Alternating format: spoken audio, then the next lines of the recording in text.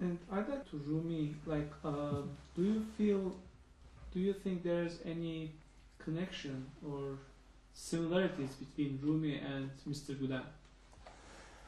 Well, I don't think Mr. Gulen would spin around as much.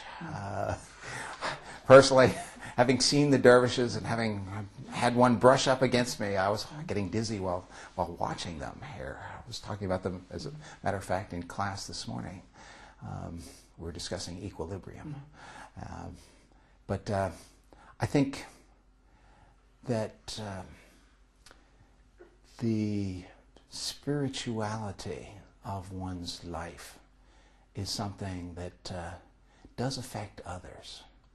And I know that many regard Gulen as a prophet, as a person who is clearly a spokesman for a higher order of human awareness, just as Rumi seemed to be pointing the way to a higher form of understanding in particular, and it's the knowledge that lies at the base of what it is that we're after, and a knowledge that suffuses all we do.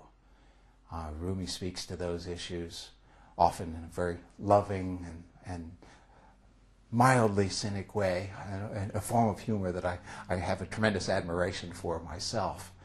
And Gulen, too, speaks of integrating one's ideas into life. And that was the thing that impressed us more about everybody that we met associated with the movement, was there was no separation of ideology from their daily lives, that they were living their ideas. Intellectuals and scholars think that Mr. Gulen should be nominated for Nobel Peace Prize for his contribution for world peace through his education activities and interfaith dialogue activities. What's your reaction about that? Peace is a good thing, and the promoters of peace all should be given prizes in my own estimation. We don't have enough advocates, and I can see the success of Mr. Gulen, particularly in regards to building the lines of dialogue between East and West, and between the papacy, a long-time bastion of intolerance, unfortunately, in the history of Christianity. People who can bridge these chasms between matters of faith and between matters of tradition are invaluable. And I think that certainly Gulen is a spokesman for ideologies that are of the highest order of importance for us as human beings. And so yes, I think peace is a good thing, and if I could hand out a medal, I would certainly be willing to do it myself. And if you had to meet with Mr. Gulen, what would you like to tell him?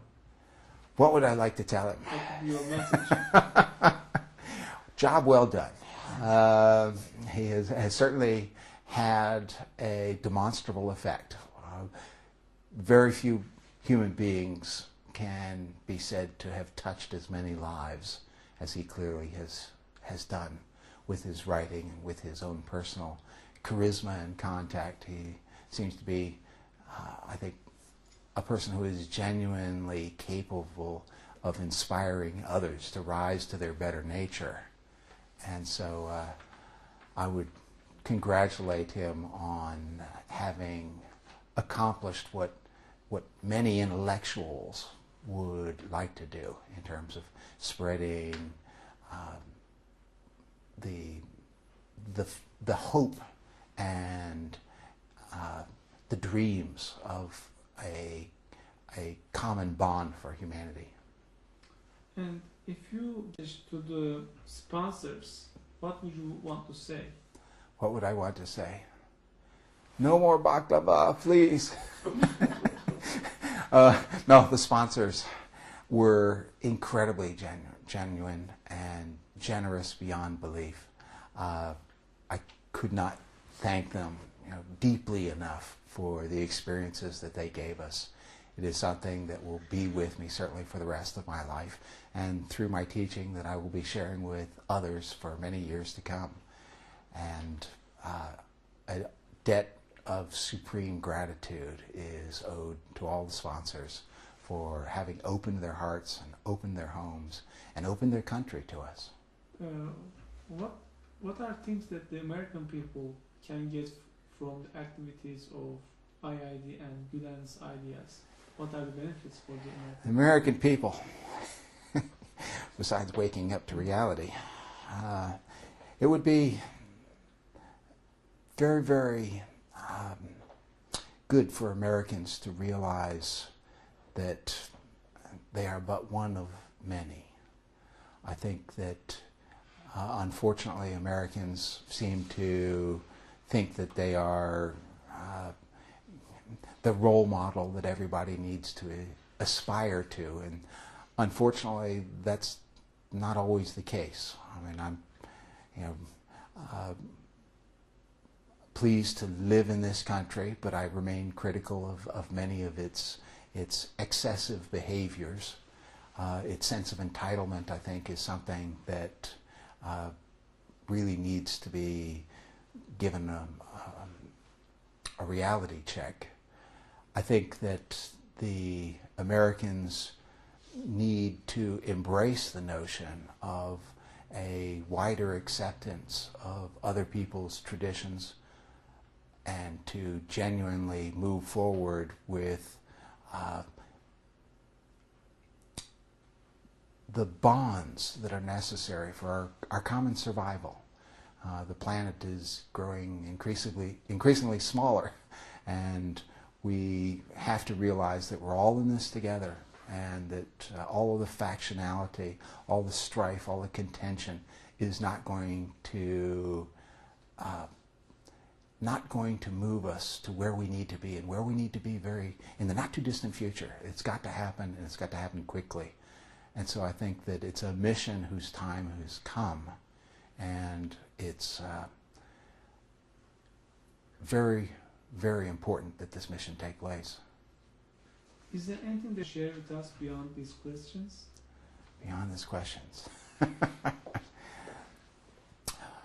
Beyond these questions, let me see. One of the concerns that I have as an intellectual, and we had many discussions with, was the role of women, certainly.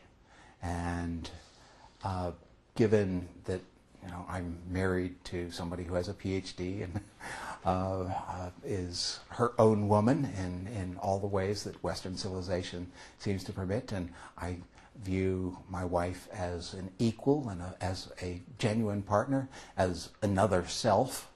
I hope and pray that the traditions that are being cultivated in the movement will enhance the roles of women.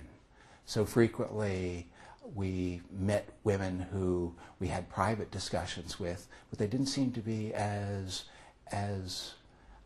integrated into the hierarchy as Westerners, as intellectuals from the West might appreciate. I think that it's important to value women in the fullest possible sense as genuine equals. And so I would hope that all of the tolerance that we saw being established will move both genders forward in a harmonious unison. And that's my own hope for the people who I experienced. Thank you. Welcome. Please.